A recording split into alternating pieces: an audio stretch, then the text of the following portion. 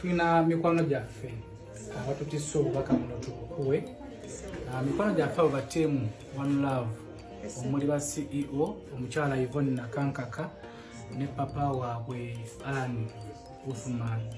Bampadde obubaka buno gira emitwalo 36 n'ekitundu gino 10 mukaaga 8 2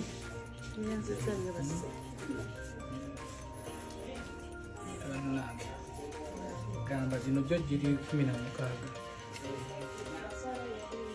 zonna ziwera bulungi emitwalo 36 n'ekitundu. Okubagiza ne bagamba nti Mukama akugumye. Asia abadde mukwano gwabwe nnyo era batuusizza obubaka obw'okunyolwa olw'okuviirwako mukwano gwabwe Asia. Ne bagamba Mukama akugumye yaweera yajjawo.